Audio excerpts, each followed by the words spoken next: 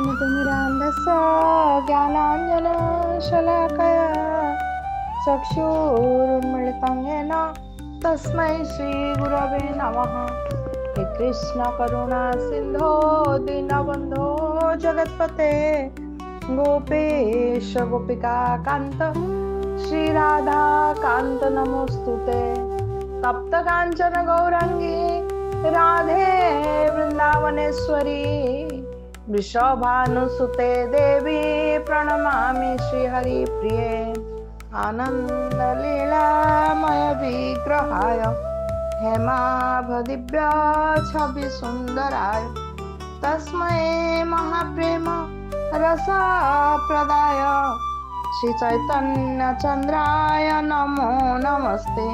नीलाम्बुजश्यामलकोमलाङ्गं सीता समारोपितवामभागं पाणौ महाशायकचारुचापं नमामि रामं रघुवंशनाथं।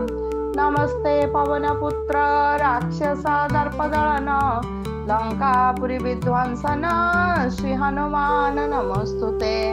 हरि बोल, धन्यवाद, प्रणाम। श्री रामचरितमानस बालकांड पाठ को आगे बढ़ाते हैं। हिमवान के घर भवानी पुत्री के रूप में जन्म हुई और हिमवान ने जब श्री नारद जी को पूछा कि ये जो मेरी पुत्री है इनकी क्या भविष्य है, आप जरा बताइए। तो श्री नारद जी ने भविष्यवाणी की कि समस्त शुभ लक्षण से संपन्न है ये कन्या, लेकिन बस एक ही दोष है कि इनकी जो पति है ये योगी जटाधारी निष्काम हृदय नंगा और अमंगल वेश वाले होंगे। ऐसा पति इनको मिलेगा, बस ऐसे ही इनके हाथ में रेखा पड़ी है। आगे आज ये सुंदर प्रसंग को आगे बढ़ाते हैं। सुनी मुनि गिरा सत्य जिया जानी दुख दंपति है उमा हर्षाने। नारद हो यह भेद न जाना दशा एक समुझब बिलगाना। सकल सखी गिरिजा गिरि मैना पुलक शरीर भरे जल नैना। होई न मृषा देव ऋषि भाषा उमा सो बचनो हृदय धरि राखा। उपजे शिव पद कमल सनेहु मिलन कठिन मन भाषण देहु। जानी को अवसर प्रीति दुराई सखी उछंग बैठी पुनि जाई। झूठी न होई देव ऋषि वाणी सोचहि दंपति सखी सयानी। उरधरि धीर कहई गिरिराऊ कहऊ नाथ का करियो पाऊ। कह मुनि सहिमवंत सुनो जो विधि लिखा लीलार।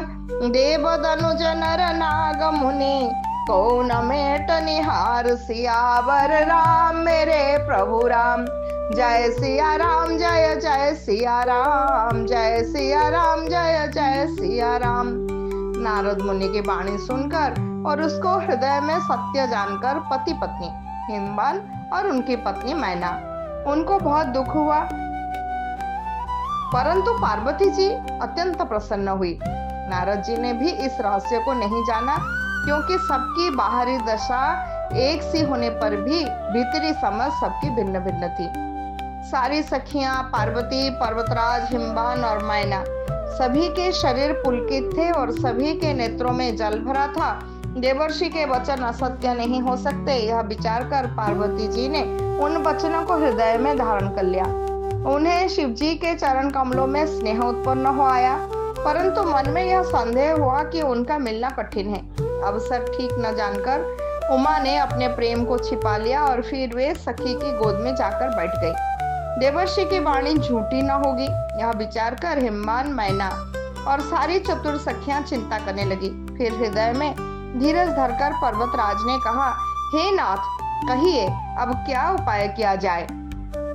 तब मुनीश्वर नारद जी ने कहा, हे हिमवान सुनो, विधाता ने ललाट पर जो कुछ लिख दिया है उसको देवता, दानव, मनुष्य, नाग और मुनि कोई भी नहीं मिटा सकते। तदपि एक में कहूँ पाई, होई करे जाऊं दोई दुहाई। तदपि एक में कहूँ पाई, होई करे जाऊं देउ सहाई। जस बरु में बरने तुम पाही, मिली ही उमहि तस संशय नाही। जे जे बर के दोष बखाने, ते सब शिव पहि में अनुमाने। जो विवाह शंकर सन होई, दोष गुण सम कह सब कोई। जो से जसयन हरि करही, बुध कछुति न कर दोष न धरही। भानु कृषानु सर्वर सखाही, तिन्ह कहा मंद कहत को नाही। शुभरु अशुभ सलिल सब बहई, सुर सरि को अपुनित न कहई। समर्थ कहु नहीं दोषु गोसाई, रवि पावक सुर सरि की नाई। जो असहि शीशा करहि नर जड़ विवेक अभिमान, परहि कल्प धरि नरक महु, जीव की इस समान। सियापति राम मेरे प्रभु राम, जय सिया राम जय जय सिया राम, जय सिया राम जय जय सिया राम। श्री नारद जी ने कहा, जो लिखा हुआ है भाग्य में, ललाट पर जो कुछ लिख दिया गया है उसको तो कोई मिटा नहीं सकता।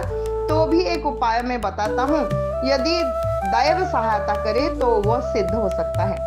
उमा को वर तो निस्संदेह वैसा ही मिलेगा जैसे मैंने तुम्हारे सामने वर्णन किया है, परंतु मैंने वर के जो जो दोष बतलाए हैं, मेरे अनुमान से वे सभी शिव जी में है।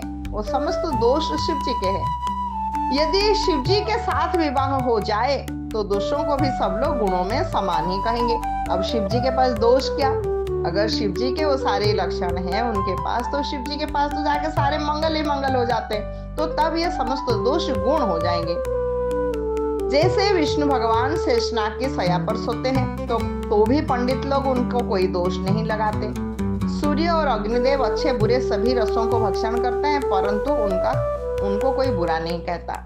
गंगा जी में शुभ और अशुभ सभी जल बहता है, पर कोई उन्हें अपवित्र नहीं कहता। सूर्य, अग्नि और गंगा जी की भांति समर्थ को कुछ दोष नहीं लगता। यदि मूर्ख मनुष्य ज्ञान के अभिमान से इस प्रकार होड़ करते हैं, जो समर्थ है, महान व्यक्तित्व है, महान बलशाली है, महान शुभ गुण संपन्न है, उनका कोई दोष नहीं होता, वो सब कुछ गुण में बदल देते हैं। लेकिन साधारण मूर्ख मनुष्य अगर अभिमान से होड़ करे तो वे कल्प भर के लिए नरक में पड़ेंगे। उनको अपराध ही अपराध लग जाएगा, दोष नहीं महाअपराध लग जाएगा। भला कहीं जीव भी ईश्वर के समान सर्वथा स्वतंत्र हो सकता है? सूर सरि जल कृत बारुनि जाना, कबहु न संत करहि तेहि पाना। सूर सरि मिले सो पावन जैसे, ईसा अनीस ही अंतरु तैसे। शंभु सहज समरथ भगवाना, एहि विवाह सब विधि कल्याणा। दुराराध्य पे अहि महेशु, आशुतोष पुनि किए कलेशु। आशुतोष पुनि किए कलेशु। गंगा जल से भी बनाई हुई मदिरा को जानकर संत लोग कभी पान नहीं करेंगे। अगर कोई बोले कि मैं ये मदिरा को गंगा जल से रंधन क्यों, तो मदिरा है, उसको संत जन कभी नहीं पान करेंगे। पर वो मदिरा को अगर कोई ले जाके गंगा जल में पुनः डाल देता है तो गंगा जी में जब वो मिल जाएगा तो जैसे पवित्र हो जाती है, वो मदिरा भी पवित्र हो जाती है, वो भी गंगा जल हो जाता है। इसी प्रकार ईश्वर और जीव में भेद है।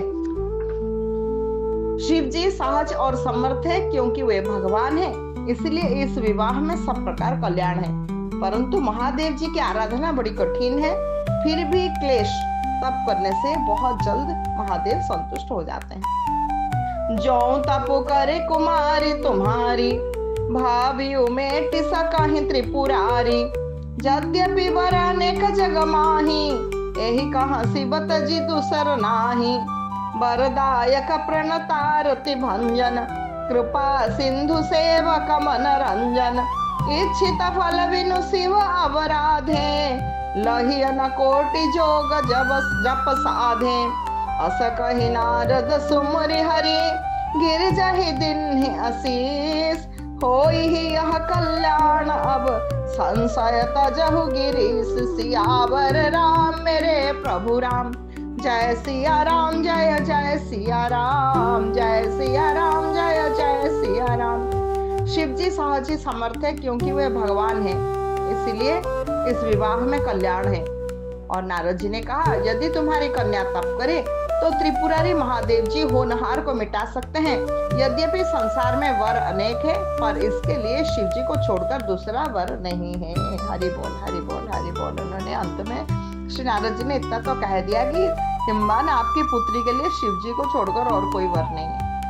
शिव जी वर देने वाले हैं, शरणागतों के दुखों का नाश करने वाले हैं, कृपा के समुद्र और सेवकों के मन को प्रसन्न करने वाले हैं। शिव जी की आराधना किए बिना करोड़ों योग और जप करने पर भी वांछित फल नहीं मिलता।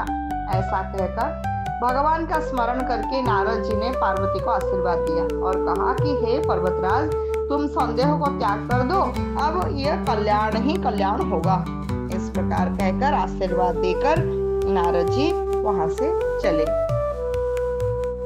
यहाँ पर आज पाठ को विश्राम देते हैं। हरि बोल, दंडवत प्रणाम। हरे कृष्णा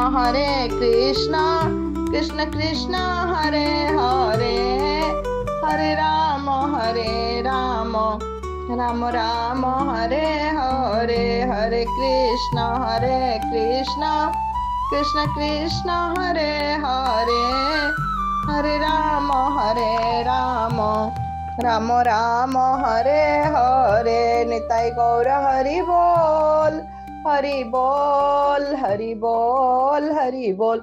निताई गौर हरि बोल हरि बोल हरि बोल हरि बोल। जय जय श्री गुरु गौरांग गांधर्विका गिरधार युग जय, जय जय श्री गुरु गौरांग गांधर्विका गिरधार युग जय, जय जय श्री गुरु गौरांग गांधर्विका गिरधार युग जय। गौर प्रेमानंदे। हरि हरि बोल, दंडवत प्रणाम।